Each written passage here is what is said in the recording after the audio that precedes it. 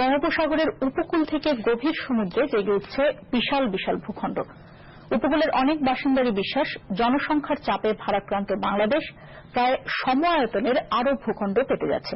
অন্যদিকে বিশেষজ্ঞরা বলছেন, বাংলাদেশের সম আয়তনের না হোক, বনায়ন, ব্যাপক গবেষণা আর সঠিক পরিকল্পনার মাধ্যমে বিস্তীর্ণ আবাস করে তোলা সম্ভব এসব ভূখণ্ডে। আশিকুর রহমান চৌধুরীর রিপোর্ট, সাথে ছিলেন পটুয়াখালী প্রতিনিধি কাজল বরণ দাস, ক্যামেরায় অজিত আইচ তাপস। এক অদ্ভুত সমুদ্র যাত্রা। কুয়াকাটা থেকে প্রায় 7 ঘন্টা নৌকা চালিয়ে গভীর সমুদ্রে যাওয়ার পর দেখা গেল সেখানে সাগর জুড়ে কোমর থেকে হাঁটু পানি। এক পর্যায়ে দেখা গেল পানির নিচে মাটিতে আটকে পড়া নৌকা রক্ষা করতে সমুদ্রে দিব্যি এপাশ ওপাশ হেঁটে বেড়াচ্ছেন আলম মাঝি, যেখানে মাত্র কয়েক বছর আগেও ছিল অথই সাগর।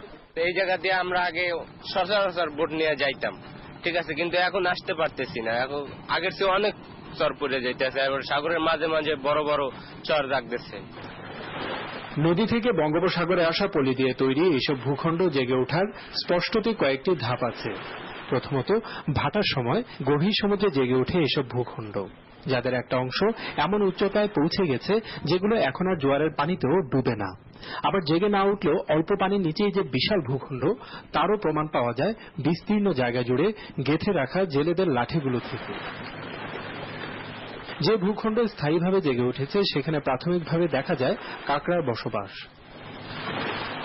তারপর ধীরে ধীরে জন্মাতে থাকে আগাছা, গাছপালা। আর যখন যুক্ত হয় প্রাকৃতিক কিংবা কৃত্রিম বনায়ন, তখনই সেই ভূখণ্ড শক্ত স্থায়ী রূপ লাভ করে, যেমনটা হয়েছে চর তুফানিয়া, সোনার চরের মতো বেশ কিছু দ্বীপের ক্ষেত্রে। কুয়াকাটার বাসিন্দা রুমান ইমতিয়াজ তুষার এখন খুবই আশাবাদী যে তিনি একদিন মাঠ পর্যায়ে তার চালানো গবেষণা থেকে প্রমাণ করতে পারবেন বাংলাদেশের মতো কিংবা তার কাছাকাছি আরেকটি ভূখণ্ড জেগে উঠছে বঙ্গোপসাগরে। অসংখ্য অসংখ্য চর, এটা চর কুকরিমুখী থেকে প্রায় কটকা পর্যন্ত প্রায় 150 কিলোমিটার ভিতরে পর্যন্ত বিস্তৃত, এবং এটার তীরবর্তী থেকে প্রায় 30 কিলোর ভিতরে অসংখ্য চর, যেটা আমরা বলতে পারি দ্বিতীয় যে আরেকটা বাংলাদেশের একটা বড় রকম একটা ভূখণ্ড জাগতেছে। সমুদ্রে জেগে ওঠা এসব ভূখণ্ড নিয়ে ব্যাপক পরিসরে কোনো গবেষণা নেই, তবে এক্ষেত্রে মাঠ পর্যায়ে যথেষ্ট অভিজ্ঞতা রাখে উপকূলীয় বন বিভাগ। তারা নতুন জেগে ওঠা দ্বীপগুলোকে রক্ষার জন্য ব্যাপক বনায়ন করেছে। বন কর্মকর্তারা বলছেন, মূলত বৃহত্তর নোয়াখালী, পটুয়াখালী, ভোলা এবং বরগুনা জেলায় নতুন এসব ভূখণ্ড জেগে উঠেছে, যার মধ্যে এক পটুয়াখালীতেই আছে 100-এরও বেশি সমুদ্র চর। আমরা যে চরাঞ্চলে যে বনায়নগুলো করছি, এই এলাকাগুলো টোটালি পানির ভিতরে ছিল। পানির ভিতর থেকে আমরা যখন 1.5 লক্ষ হেক্টর জায়গা উদ্ধার করতে পারছি, আমরা তো আশা রাখতেই পারি আরেকটা বাংলাদেশে সৃষ্টি হতে পারে। এক্ষেত্রে ভূতত্ত্ববিদরা বলছেন, বাংলাদেশের মতো না হোক, কিন্তু বিশাল একটি ভূখণ্ড অবশ্যই উদ্ধার করা যেতে পারে। এইগুলাকে আমরা যদি আরো বড় করতে চাই, গ্রো করতে চাই, তাহলে এখানে যদি আমরা বনায়ন করতে শুরু করি, তাহলে কি হবে, এই পলিগুলা এখান থেকে নতুন করে ক্ষয় হবে না।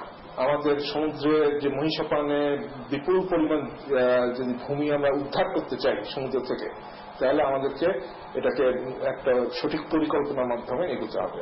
সেন্ট মার্টিনের নাম সবারই জানা, কিন্তু সেই সেন্ট মার্টিনের মতো সমুদ্রের বুকে আরো যে কত ভূখণ্ড জেগে উঠছে সেটা কজনেরই বা জানা আছে। এখানকার জেলেরা বলছেন যে তারা নৌকা দিয়ে যত গভীর সমুদ্রে যান না কেন, তারা এরকম বিশাল বিশাল ভূখণ্ড জেগে উঠতে দেখেছেন, যেটা কিনা কয়েক বছর আগেও দেখা যেত না। আর এইভাবে যদি একের পর এক ভূখণ্ড সমুদ্রের বুকে জেগে উঠতে থাকে, তবে বাংলাদেশ খুব ছোট আয়তনের একটি দেশ, সেটি বলার সুযোগ থাকছে কিনা সেই প্রশ্নটি এখন বড় হয়ে দেখা দিয়েছে। আশিকুর রহমান চৌধুরী, এনটিভি নিউজ, কুয়াকাটা সংলগ্ন সদ্য জেগে ওঠা নাম না জানা একটি দ্বীপ, পটুয়াখালী।